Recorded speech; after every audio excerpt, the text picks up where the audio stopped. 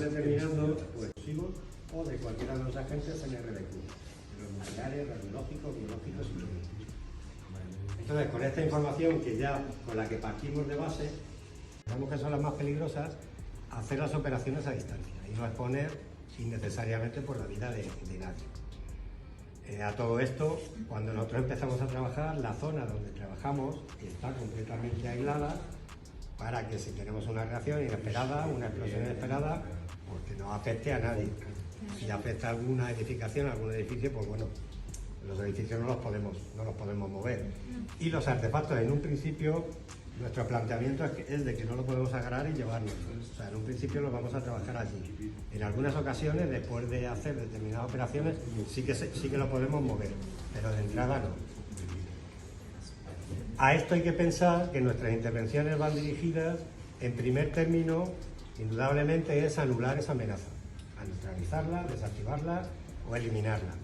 Pero en un segundo término, cosa que a ustedes les interesa más, tenemos en mente también que esa neutralización la tenemos que hacer en determinadas circunstancias para poder obtener de lo que sea, de la amenaza, unos restos, unas evidencias de donde se puedan extraer pues, huellas, vestigios y demás. ¿Para qué? Pues para que luego en el tribunal pueda disponer de pruebas en el que poder acusar o determinar cuál es la autoría de ese hecho.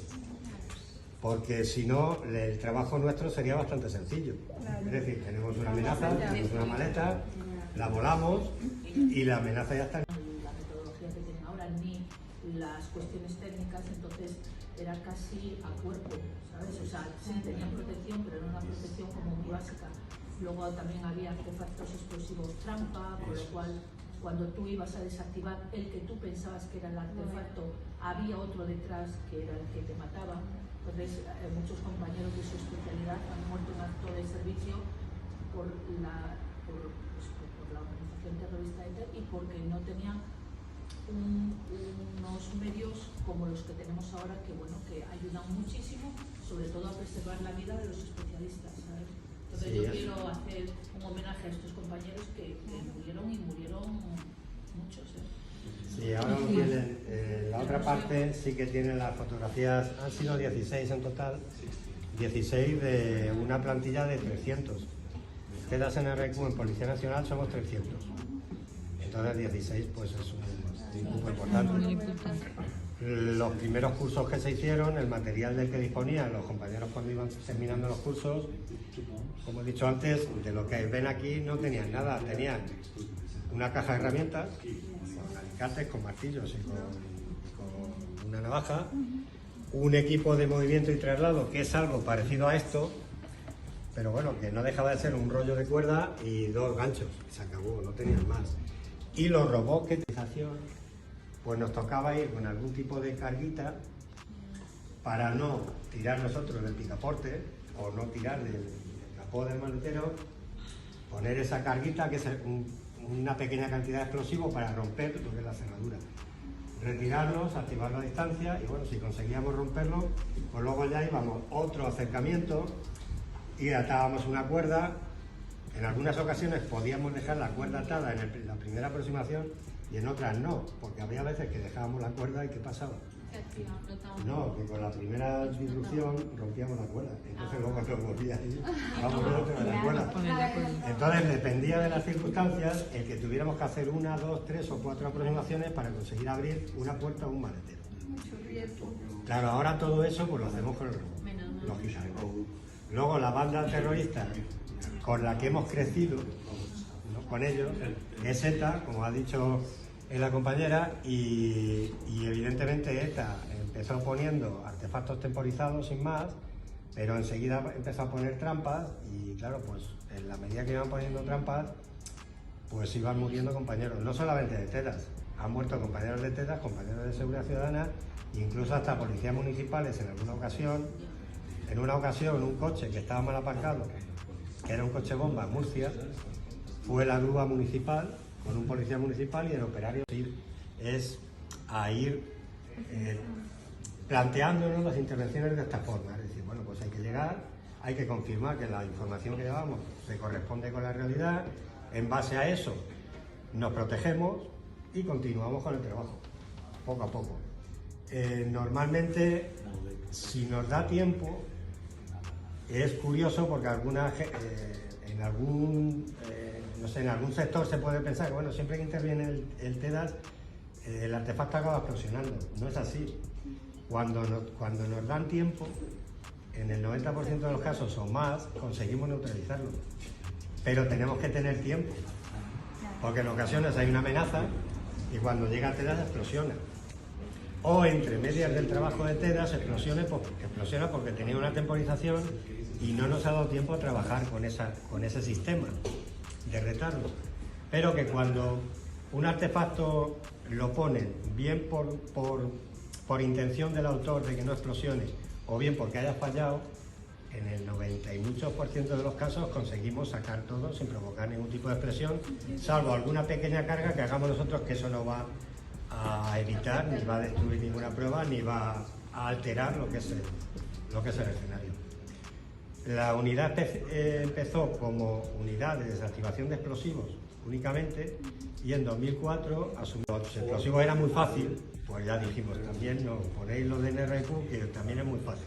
¿Qué significa NRQ? Pues son las 4 siglas que se dan internacionalmente a los agentes nucleares, radiológicos, biológicos y químicos. Entonces, pues para no estar continuamente radiológicos, pues NRQ o CBRN, como se dice, y al CBRN internacionalmente ya señala la CBRNE de explosivos. Entonces, siempre que se hable pues, en los entornos de la UNHCR, pues CBRN. Esta unidad, la formación, todos los que componemos la especialidad recibimos la misma formación, sea policía, sea oficial, o sea, cualquiera de las escalas que se integren en la especialidad recibe la misma instrucción. A día de hoy son 18 meses de curso, es curso y medio académico, y se dan, pues yo no sé si hay 14 o 16 materias. O sea, vemos desde los aspectos técnicos de electricidad, electrónica, la química, la física, la mecánica, hasta aspectos nucleares, aspectos radiológicos, aspectos químicos, aspectos biológicos y demás. Y por eso lo de los 18 meses de educación. Tengo una pregunta. Puede empezar a optar a intentar. ¿Cómo la línea que me gusta? Claro, hay una oposición, se publica el curso y hay que pelear con el resto de compañeros y compañeras que se quieran presentar. Y bueno, los cursos nuestros, por aquello de la infraestructura y de que no tenemos no tenemos infraestructura, valga la redundancia, los cursos nuestros son entre 14 y 18 alumnos. No podemos hacer cursos más grandes. Y a día de hoy, por aquello de que nos vamos jubilando, se van jubilando gente, pues bastante seguido ya, pues ahora hay cursos que los solapamos. Es decir, que antes de que acabe uno, tenemos que empezar otro. En el teléfono, y nos permite eso, permitir ahí dentro el tiempo que nos dure el taller.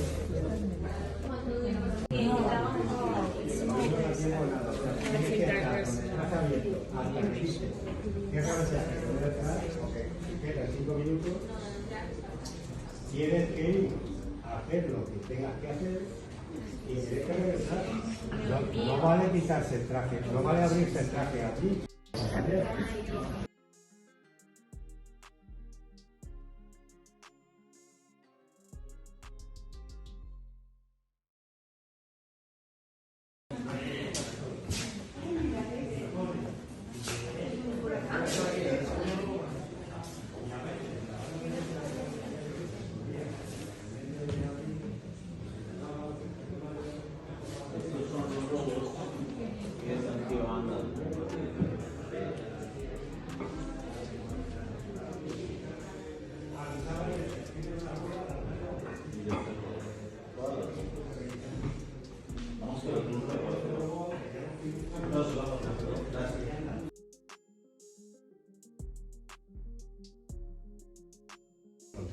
Pero no obstante, pues claro, con esa información, cuando llegamos a un sitio, lo que tenemos que hacer es confirmar, dentro de lo posible, si eso se corresponde, si en realidad el escenario que nos encontramos se corresponde con la idea que llevábamos al principio. ¿Qué es lo que necesitamos? Pues equipos de detección, equipos de intervención, equipos de protección y demás. Entonces, ¿la escala cuál es? Pues cuando llegamos, intentar detectar qué tipo de riesgo es al que nos tenemos que enfrentar. En el caso de explosivos es más evidente y en cuanto a la detección es más fácil, aunque también ocupa un volumen, ocupa un espacio, puede ser una maleta, una caja o un vehículo, es más fácil. Cuando son escenarios en RBQ se nos complica un poco la cosa. ¿Por qué? Porque este tipo de agentes no se suelen ver, salvo que sea algún líquido o algo, no se suelen ver, no se suelen oler, y ya tenemos que acudir a lo que son las herramientas técnicas para determinar si dentro de ese escenario pues podemos tener alguna fuente radiológica, algún tipo de patógeno o algún tipo de químico. En cuanto a los patógenos, es un poco complicado. ¿Por qué? Porque no hay ningún detector que nos diga pues ahí hay una bacteria o hay un patógeno X. Ese tipo de analítica de cultivos que se van a demorar en el tiempo, pues en algunos casos 24 horas, incluso hasta 36 o 48, hasta 36, 48, 72 horas para tener una muestra evidente, científica y analítica ya que nos diga pues ahí no había nada o si realmente había algo. En cuanto a radiológico lo tenemos más fácil, porque si tenemos algún tipo de isótopo o radioisótopo, con los detectores que tengamos, además no tienen que ser muy complicados, nos van a mostrar directamente en tiempo real que realmente ahí tenemos una fuente. Y en base a las mediciones y algún tipo de detectores que nos identifican, pues vamos a poder localizarlo. Y ya una vez determinado dónde está y el tipo de riesgo que implica, empezar a trabajar. En estos escenarios, como los de explosivos, cuando determinamos que podemos empezar a trabajar, necesitamos un equipo de protección. Porque si es en un ambiente que presumamos que puede ser químico, biológico, evidentemente vamos a necesitar este tipo de trajes que nos aíslan de la atmósfera exterior y en algunos casos, como este equipo, nos aporta una respiración autónoma para no tener que aspirar el aire después. En otras ocasiones, sobre todo en exterior, puede servir con este traje lo que es una máscara de NRBQ, si quieres. Porque en los exteriores vamos a tener oxígeno y la máscara nos va a filtrar pues, todos aquellos agentes extraños o ajenos a lo que es la atmósfera normal. ¿De acuerdo? Una vez que nos protejamos, pues tenemos que empezar a trabajar. Y para trabajar, pues tenemos principalmente lo que son los robots. De ese robot solamente tenemos uno.